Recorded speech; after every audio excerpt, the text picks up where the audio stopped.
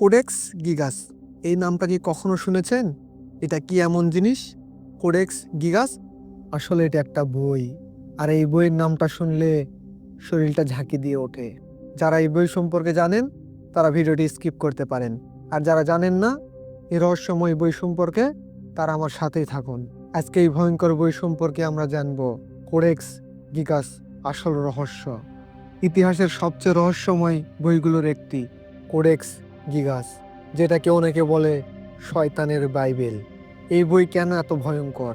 কি আছে এই বইয়ে যেটা মানুষকে চিন্তা ভাবনায় ফেলে দেয়?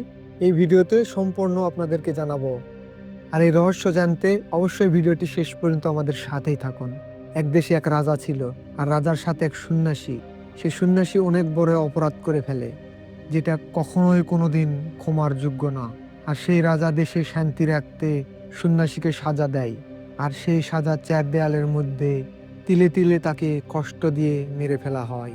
তখন সে নিজের প্রাণ বাঁচাতে রাজাকে কথা দিয়ে দিল, আমি এমন একটা বই লিখে আপনাকে দিব এক রাতের মধ্যে, যেটাতে থাকবে ধর্ম, মন্ত্র, প্রার্থনা, ধর্মীয় বিধান, এক কথায় বলতে তাদের ধর্মের সব কিছু।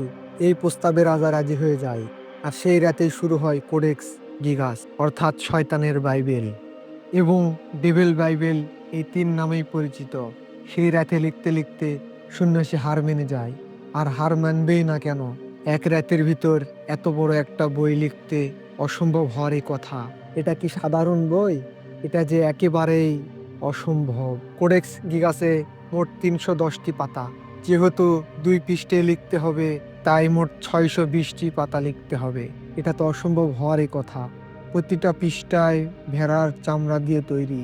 ধারণা করা হয় প্রায় 160টি বাছুরের চামড়া ব্যবহার করা হয়েছিল এই পুরো বই জুড়ে। বইটি উচ্চ 92 সেন্টিমিটার, প্রায় একটি ছোট্ট টেবিলের সমান। কোডেক্স গিগাস তৈরি হয়েছিল 1300 শতাংশ। এই রহস্যময় বইটি তৈরি হয়েছিল প্রায় 790 থেকে 800 বছর আগে, 1229 সালে ইউরোপে এক নির্জন মঠে, বর্তমান চেক প্রজান্ত একটি মাঠে। এটা পৃথিবীর সবচেয়ে বড় মধ্যযুগের হাতে লেখা।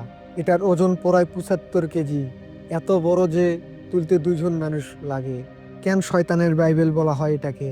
এই বইয়ের ভিতর একটি পুরো পৃষ্ঠা জুড়ে রয়েছে শয়তানের ছবি। এই ছবির কারণেই বইটি এত ভয়ঙ্কর নামে পরিচিত। রহস্যময় বইটি এক রাতের মধ্যে সে একটি বিশাল বই লিখে শেষ করেন, কিন্তু এটা অসম্ভব ছিল। তাই সে শয়তানের সাহায্য চায় নিজের প্রাণ বাঁচাতে। কেউ বলে হঠাৎ ঘরের ভিতরে অদ্ভুত শব্দ শোনা যেত, দরজা নিজে নিজেই বন্ধ হয়ে যেত, মোমবাতি হঠাৎ নিভে যেত, আর ভোর হওয়ার আগেই একটি বিশাল বই সম্পন্ন হয়ে গেছে। কিন্তু ইতিহাস নীরব, কোনো দলিল নেই, কোনো সাক্ষী নেই, শুধু আছে একটি বই, আর তার ভিতরে আঁকা রয়েছে একটি বড় করে শয়তানের ছবি।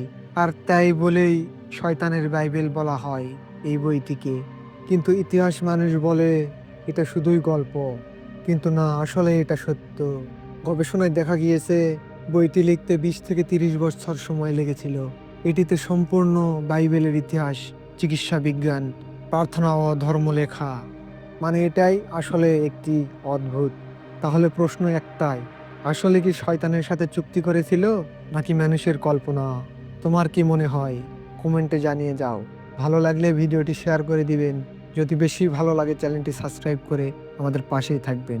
নিজের প্রতি খেয়াল রাখবেন, ভালো থাকবেন, সুস্থ থাকবেন।